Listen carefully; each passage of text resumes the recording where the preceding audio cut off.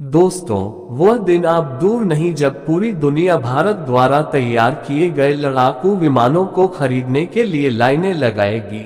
हम ये बात ऐसे ही नहीं बोल रहे हैं क्योंकि भारतीय वैज्ञानिक ने रक्षा क्षेत्र में भारत को आत्मनिर्भर बनाने के लिए जी जान लगा दिया है। भारत सरकार और खास करके प्रधानमंत्री नरेंद्र मोदी का मकसद है कि सेना द्वारा जितने भी हथियार इस्तेमाल किए जाते हैं उनको देश में ही तैयार किया जाए।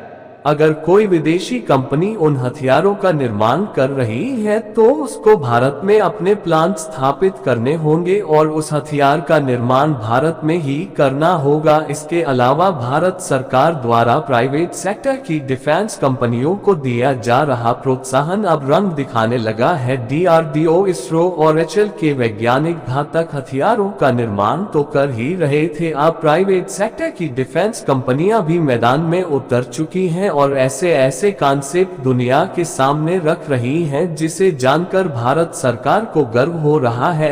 ऐसे हथियारों को लेकर ऐलान किया जा रहा है जिसे जानने के बाद पूरी दुनिया सन्न रह गई है। कुछ दिनों पहले ही आपने सुना होगा कि भारत सरकार द्वारा टाटा ग्रुप को 2000 करोड़ रुपए का एक बहुत ही महत्वपूर्ण प्रोजेक्ट सौंपा गया है, जिस प्रोजेक्ट की मदद से भारतीय वायुसेना को ऐसा विमान मिलेगा जिसकी मदद से भारतीय वायुसेना किसी भी देश को एयर स्ट्राइक और हवाई कार्रवाई को अंजाम दे सकेगी। इस विमान में ऐसी टेक्नोलॉजी का इस्तेमाल किया जाएगा जो अमेरिका जैसे सुपर पावर देश के पास मौजूद नहीं होगी। अगर टाटा द्वारा इस प्रोजेक्ट को सफलतापूर्वक कंप्लीट कर लिया जाता है तो इस मामले में चीन भी हमसे पीछे हो जाएगा, क्योंकि एशिया में भारत ऐसा पहला देश होगा जो ट्रांसपोर्ट विमानों का निर्माण करेगा। यानी कि यह खबर चीन के लिए किसी अटैक से कम नहीं है। लेकिन दोस्तों, चीन को दूसरा अटैक पड़ने वाला है, क्योंकि आज की वीडियो में मैं आपको जो अपडेट देने जा रहा हूं और जो जानकारी निकलकर सामने आ रही है, यकीन मानिए उसे सुनने के बाद आपका सीना गर्व से चौड़ा हो जाएगा। बस वीडियो में अंत तक बने रहिए। दोस्तों, टाटा द्वारा C295 ट्रांसपोर्ट विमानों का निर्माण किया जाना सिर्फ एक ट्रेलर भर है। भारत के सुपर पावर बनने की पूरी पिक्चर तो अभी बाकी है और इस पिक्चर में ऐसे सीन आने वाले हैं जिसे देखने के बाद आप भी भावुक हो जाओगे। दोस्तों, टाटा ग्रुप के बाद अब ऑटोमोबाइल सेक्टर पर राज करने वाली कंपनी महिंद्रा डिफेंस सेक्टर में तूफान लाने की तैयारी कर रही है। ये तूफान ऐसा होगा जिससे चीन जैसे देश के होश उड़ जाएंगे, उनकी सारी टेक्नोलॉजी धरी की धरी रह जाएगी। दरअसल भारत की सड़कों पर अपनी गाड़ियों से लोगों के दिलों पर राज करने वाली ऑटोमोबाइल कंपनी रही है, जिसका इस्तेमाल करते हुए न केवल सैनिकों और गोला बारूद को चुटकियों में पहुंचाया जा सकता है, बल्कि इसका इस्तेमाल करते हुए दुश्मन पर अटैक भी किया जा सकता है। इस विमान का नाम है C-39 मिलेनियम। यह एक मल्टी मिशन एयरक्राफ्ट है जिसको बनाने में ब्राजील की कंपनी अरेर महिंद्रा की मदद करेगी। आपकी जानकारी के लिए बता दूं कि इंडियन एयरफोर्स अपने बेड़े से पुराने हो चुके N-32 मीडियम ट्रांसपोर्ट एयरक्राफ्ट को बदलना चाहती है और इसके लिए अरबों डॉलर का कॉन्ट्रैक्ट जारी किया गया है। लिहाजा दुनिया की बड़ी हथियार कंपनियों के बीच इस डील को जीतने के लिए रेस शुरू हो गई है और इसी चीज को ध्यान में रखते हुए Brazilian company Embraer defence and security और भारतीय कंपनी संगीत बड़ी company Aerosmith defence and space ने अपने 400वें विमान को उतारा है। लेकिन भारत सरकार का प्लान है कि ऐसे विमानों को सिर्फ मेक इन इंडिया के तहत ही तैयार किया जाएगा और टेक्नोलॉजी ट्रांसफर की बात भी कही गई है, ताकि विमानों के स्वदेशीकरण को बढ़ाने और भारत में डिजाइन एकीकरण और विनिर्माण प्रक्रियाओं सहित एक समर विनिर्माण लाइन स्थापित करने के तरीके का निर्माण किया जा सके। मोदी सरकार की कोशिश है कि भारत को विमानों के निर्माण, रखरखाव, मरम्मत और ओवरहॉल का क्षेत्रीय केंद्र बनाना है, ताकि एशिया में भारत का डंका बजे और चीन जैसे देश पीछे छूट जाए। दोस्तों, भारत सरकार द्वारा जितनी भी शर्तें रखी गई हैं उन सभी शर्तों को ब्राजील की कंपनी एब्रे पूरा कर रही है, यानी कि विमानों का निर्माण भारत में भारत की किसी की कंपनी के साथ मिलकर टेक्नोलॉजी ट्रांसफर के तहत किया जाए। मीडिया में किए जा रहे दावे के अनुसार यह बात कंफर्म हो चुकी है कि भारतीय वायुसेना के लिए C-390 मिलेनियम विमानों का ही निर्माण किया जाएगा, जिसे महिंद्रा द्वारा बनाया जाएगा और इसको बनाने में एब्रे महिंद्रा की मदद करेगी। आपकी जानकारी के लिए बता दूं कि लेकिन ऑटोमोबाइल सेक्टर में लगेंगी और यहीं पर विमानों को तैयार किया जाएगा, लेकिन इनका इस्तेमाल सिर्फ भारतीय वायुसेना द्वारा ही नहीं किया जाएगा बल्कि इनको दूसरे देशों को भी एक्सपोर्ट किया जाएगा। यानी इस प्रोजेक्ट के जरिए भारत को जबरदस्त फायदा होने वाला है। देश में रक्षा विमान उद्योग और एरोस्मिथ पुर्जे दूसरी कंपनियों द्वारा बनाए जाते हैं, यानी कि जब भारत में C-390 मिलेनियम ट्रांसपोर्ट विमान बनने लगेंगे तो उसमें लगने वाले कई तरह के पुर्जों के लिए सप्लाई चेन की जरूरत होगी, जिसे देश की अन्य कंपनियों द्वारा पूरा किया जाएगा। यानी इस डील में सिर्फ महिंद्रा को ही नहीं बल्कि भारत की अन्य कंपनियों को भी फायदा होगा। इसके अलावा जब भारतीय इंजीनियर किसी विदेशी कंपनी के साथ मिलकर ट्रांसपोर्ट विमानों का निर्माण करेंगे तो उनको ट्रांसपोर्ट विमान बनाने का अच्छा खासा अनुभव भी प्राप्त हो जाएगा। तो दोस्तों, चलिए जानते हैं C-39D मिलेनियम ट्रांसपोर्ट विमान की ताकत के बारे में। दोस्तों, C-390 मिलेनियम मीडियम साइज का ट्रांसपोर्ट विमान है, जिसकी पहली उड़ान ब्राजील में 3 फरवरी 2015 को हुई थी। 2019 में इसे सबके सामने पेश किया गया था और अब तक 9 C-390 मिलेनियम ट्रांसपोर्ट विमान बनाए जा चुके हैं। इसका इस्तेमाल ब्राजील, पुर्तगाल और हंगरी की वायुसेना कर रही है, यानी कि दुनिया में कई देशों द्वारा इस ट्रांसपोर्ट विमान का इस्तेमाल किया जा रहा है। अगर भारत द्वारा इस विमान का निर्माण किया जाता है तो कई देश इसको खरीदने के लिए लाइन में आगे आ जाएंगे। इस विमान को 3 लोग मिलकर उड़ाते हैं, जिसमें 2 पायलट और 1 लोड मास्टर होता है। ये 26,000 किलोग्राम का वजन या 80 सैनिक या 76 स्ट्रेचर और 8 अटेंडेंट या 6 सेट पैराट्रूपर्स को लेकर उड़ान भर सकता है। यानी कि LIC पर यह विमान चीन के खिलाफ गेम चेंजर साबित हो सकता है। इस विमान की लंबाई 112.5 फीट, ऊंचाई 288 पर 10 फीट और विंग स्पैन 115 फीट है। इस विमान में एक बार में 23,000 किलोग्राम फ्यूल आता है और उसे पूरे साजो सामान के साथ एक बार में 5020 किलोमीटर की रेंज तक उड़ान भरने की ताकत देती है। इसकी अधिकतम गति 9,988 किलोमीटर प्रति घंटा है।